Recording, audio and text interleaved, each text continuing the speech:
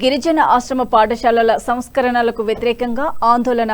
ఏలూరు జిల్లా బుట్టాయగూడెం మండలంలోని లంకపాకల గిరిజన ఆశ్రమ పాఠశాలలకు తాళాలు వేసి విద్యార్థులు, తల్లిదండ్రులు, గిరిజన ప్రజలు రెండో రోజు కూడా ఆందోళన కొనసాగించారు.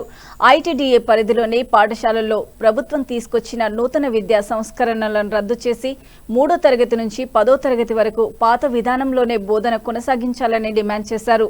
ఈ సంస్కరణల వల్ల గిరిజన విద్యార్థుల్లో డ్రాపౌట్ సమస్య పెరిగే ప్రమాదం ఉందని నాయకులు ఆందోళన వ్యక్తం చేశారు.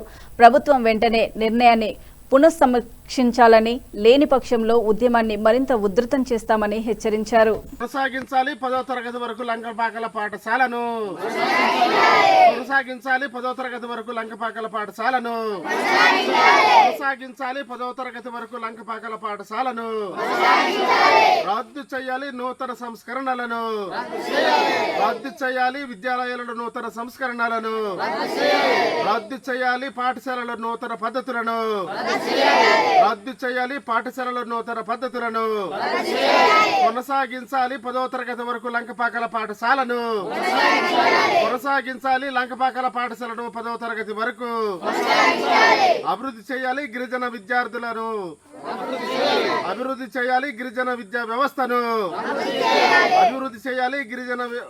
గిరిజన విద్యా వ్యవస్థను కొనసాగించాలి. 10వ తరగతి వరకు లంకపాకల పాఠశాలను కొనసాగించాలి. 10వ తరగతి వరకు లంకపాకల పాఠశాలను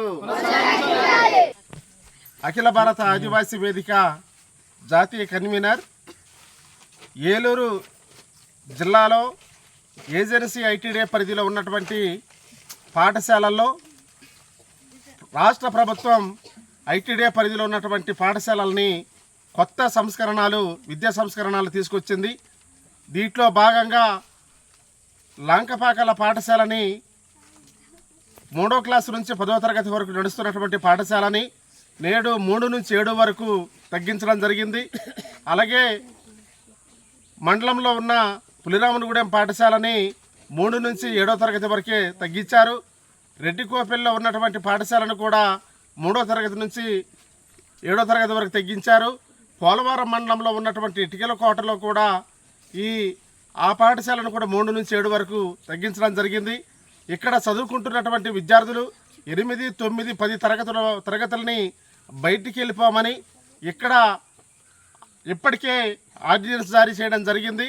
దీని కారణంగా ఈ పాఠశాల పరిధిలో ఉన్నటువంటి గ్రామాల ప్రజలు, విద్యార్థులు అందరూ కలిసి మా పాఠశాలని లంకపాకల పాఠశాలని 3వ తరగతి నుంచి 10వ తరగతి వరకు నడిపించాలని ప్రభుత్వం వెంటనే చర్యలు చేపట్టాలని నిన్న నుండి ఈరోజు 2వ రోజు నిర్వాధికంగా ధర్నా కార్యక్రమాన్ని చేపడతా ఉన్నాం.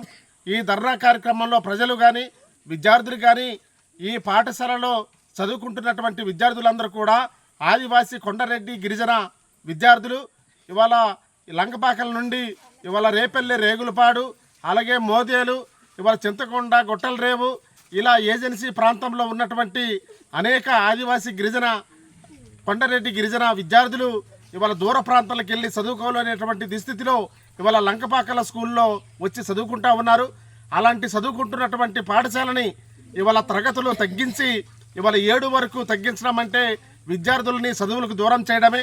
ప్రభుత్వం ఇక్కడ 10వ తరగతి వరకు నడిపి ఇక్కడ స్ట్రెంత్ని పెంచే విధంగా ఇప్పటికే ఈ స్కూల్లో చదువుతున్నటువంటి విద్యార్థులు చాలామంది వాళ్ళ డ్రాప్అవుట్స్ అయ్యేటటువంటి ప్రమాదం ఉంది.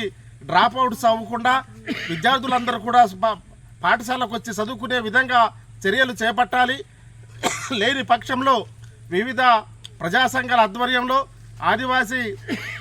అఖిల భారత ఆదివాసీ వేదిక ఏఐటిఎఫ్ ఆధ్వర్యంలో, అలాగే ప్రగతిశీల ప్రజాస్వామ్య విద్యార్థి సంఘం పీడిఎస్యు, అలాగే ప్రగతిశీల యువజన సంఘం పివైఎల్ ఆధ్వర్యంలో పెద్ద ఎత్తున ఆందోళన నిర్వహించడానికి కూడా సిద్ధంగా ఉన్నాం. ప్రభుత్వం, ఐటీడీ అధికారులు వెంటనే స్పందించి ఈ పాఠశాలని 3వ తరగతి నుంచి 10వ తరగతి వరకు పర్మిషన్ తీసుకొచ్చి ఏర్పాటు చేయాలని, విద్యాసంస్థ నడిపే విధంగా ఏర్పాటు చేయాలని ప్రభుత్వాన్ని మేము డిమాండ్ చేస్తూ ఉన్నాం.